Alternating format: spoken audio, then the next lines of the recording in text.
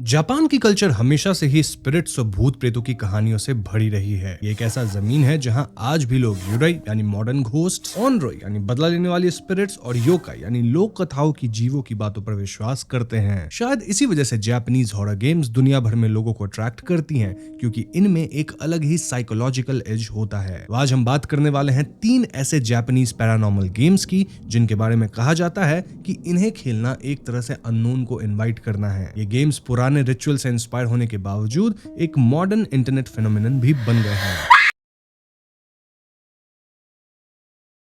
हितोरी काकू rainbow की कहानी पहली नजर में एक इनोसेंट हाइड एंड सीक जैसी लगती है, यानी छुपम छुपाई वाली खेल, लेकिन इसका मॉडर्न इंटरनेट ओरिजिन इसे और भी क्रीपी बना देता है। इसका बर्थ 2006 से 2007 के बीच जापानीज फोरम्स पे हुआ था, जहां लोग एक गुड़िया, चावल और लाल धागे से जुड़े मिस्टीरियस एक्सपेरिमेंट शेयर कर रहे थे। धीरे धीरे ये एक रिचुअल गेम बन गया। कहानी के मुताबिक एक गुड़िया को इस तरह तैयार किया जाता है जैसे उसमें किसी स्पिरिट के आने की जगह बनाई गई हो। गुड़िया के अंदर जो स्टफिंग होती है उसे निकाल के उसके अंदर चावल भर दिया जाता है, और चावल को इनार्ड्स का सिंबलिक रिप्लेसमेंट माना जाता है, जो जापानीज कल्चर में स्पिरिचुअल एब्जॉर्प्शन का रोल प्ले करता है। लाल धागा एक सीलिंग थ्रेड माना जाता है। जापान में रेड थ्रेड ऑफ फेट का कॉन्सेप्ट काफी डीप रूटेड है। लोग कहते हैं कि जब ये रिचुअल 3 बजे की रात में परफॉर्म किया जाता है तो गुड़िया को एक नाम दिया जाता है, जिससे उसे एक आइडेंटिटी मिलती है। फिर इस गुड़िया को पानी में छोड़कर छुपने का एक्ट किया जाता है, जैसे पूरा गेम एक रिवर्स हाइड एंड सीक बन जाता है। लेजेंड कहता है कि इस पॉइंट के बाद रोल्स बदल जाते हैं, जैसे अब आप नहीं बल्कि गुड़िया इट बन जाती है। बट द क्वेश्चन इज कि इस गेम को खेलने के बाद होता क्या है। वेल, बहुत लोग क्लेम करते हैं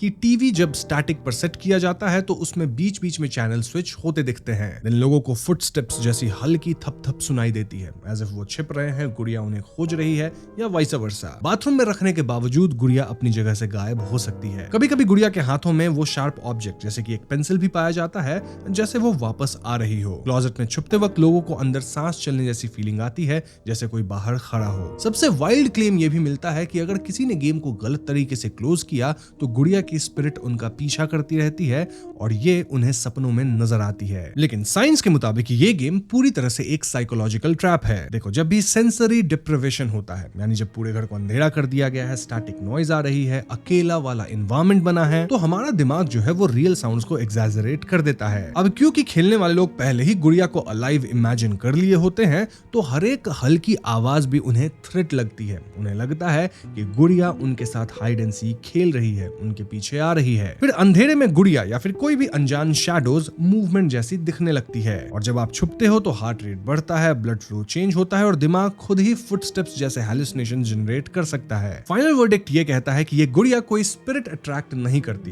रादर ये गेम इंसान को खुद अपने दिमाग का भूत दिखा देता है। स्पेशली अगर कोई सोच के खेल रहा है कि हाँ भूत तो आएगा ही, तो उसे और भी चीजें महसूस होती हैं। लेकिन अगर कोई इसे मजाक में कर रहा है, वो जान रहा है कि ऐसा कुछ नहीं होता, तो उन्हें चीजें फील नहीं होती। कोकुरी-सा का गेम मेजी एरा यानी 1880 से फेमस है। जापान में स्पिरिचुअलिज्म का ट्रेंड बहुत ऊपर था, और तब लोग इस पेपर बोर्ड टाइप गेम को यूज करके स्पिरिट से जवाब लेने की कोशिश करते थे। इसका नाम भी काफी सिंबलिक है, यानी कित्सुने फॉक्स, इनु डॉग और तानुकी के मिक्स को रिप्रेजेंट करता है। ये तीनों क्रीचर्स जापानीज माइथोलॉजी में मिस्चीवियस या ट्रिक्स्टर्स माने जाते हैं। यही वजह है कि इस गेम को जापान का उइजी बोर्ड भी कहा जाता है। बट ये गेम होता कैसे है? वेल, यहाँ एक बड़ा शीट बनाया जाता है जिसमें टोरी गेट बनाया जाता है, फिर अल्फाबेट्स, नंबर्स और यस नो लिखा जाता है। देन एक 10 येन का कॉइन को पॉइंटर बनाया जाता है और लोग इससे पूछते हैं, कोकुरी-सा कोकुरी-सा, अगर आप यहाँ हो तो जवाब दीजिए। ऑफ कोर्स ये चीज जापानीज में बोली जाती है। क्लेम्स के मुताबिक अगर स्पिरिट आती है तो सिक्का धीरे धीरे यस पे चला जाता है। फिर गेम्स के दौरान होता क्या है? वेल, वही जैसा हम उइजी बोर्ड में देखते हैं, मतलब सिक्का अपने आप लेटर्स पे मूव करता है। स्पिरिट कभी कभी झूठ भी बोलती है क्योंकि कित्सुने मिस्चीवियस माना जाता है। कभी कभी कॉइन टोरी गेट पे वापस जाने से मना कर देता है, जिसे लोग स्पिरिट ट्रैप्ड मानने लगते हैं। देन इस गेम को खेलने के बाद कई जगह क्लेम किया गया कि बच्चे बेहोश हो गए या हाइपर वेंटिलेशन होने लग गया था। 1970s में कोकुरी-सा को इसलिए कई स्कूल्स में बैन भी कर दिया गया था। बट द क्वेश्चन इज कि क्या वाकई यहाँ स्पिरिट आता है या फिर इसका कुछ साइंटिफिक एक्सप्लेनेशन है? वेल, पहला एक्सप्लेनेशन है इडियोमोटर इफेक्ट। देखो, जब भी सब अपनी फिंगर्स कॉइन पे रखते हैं तो सब कॉन्शियसली माइक्रो मूवमेंट्स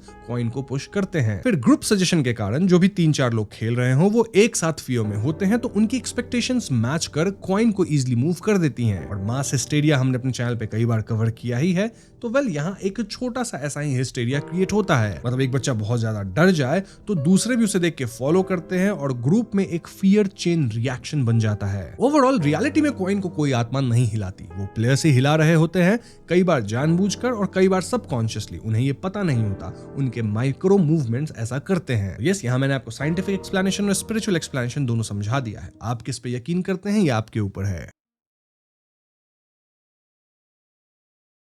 डारूमा-सान शायद सबसे चिलिंग कॉन्सेप्ट वाला गेम है, क्योंकि इसमें एक पूरी चेज स्टोरी छुपी हुई है। इसका ओरिजिन एक ट्रैजिक लेजेंड से इंस्पायर्ड है।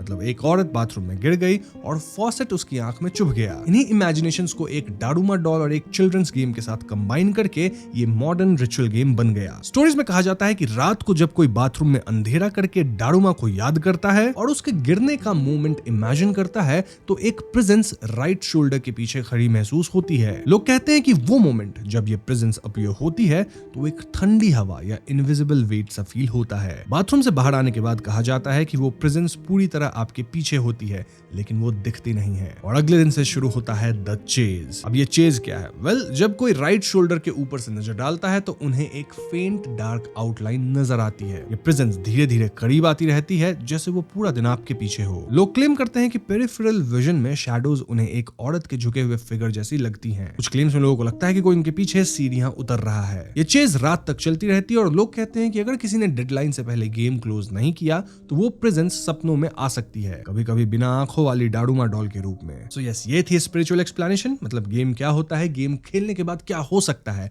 लेकिन अगेन हम यहाँ इसे साइंटिफिक लेंस से देखेंगे। तो सबसे पहली एक्सप्लेनेशन है सेल्फ हिप्नोसिस, यानी कि रात का विजुअलाइजेशन एक स्ट्रॉन्ग हिप्नोटिक सजेशन क्रिएट कर सकता है और इससे होता है हाइपर विजिलेंस, यानी अगला पूरा दिन दिमाग अलर्ट मोड में चला जाता है। पेरिफेरल विजन्स में कर्टन्स, जैकेट्स और शैडोज बेफिगर लगने लगती हैं और इसे पैरेडोलिया कहा जाता है। और ऐसे में आपका हो चुका है फियर कंडीशनिंग। मतलब आप जितना ज्यादा प्रेजेंस इमेजिन करते हो, दिमाग उतना ही उसको रिक्रिएट करता है। तो साइंस के हिसाब से डारूमा-सान का चेज सुपरनैचुरल नहीं बल्कि एक साइकोलॉजिकल हॉरर सिमुलेशन होता है, जिसमें दिमाग ही विलन बन जाता है।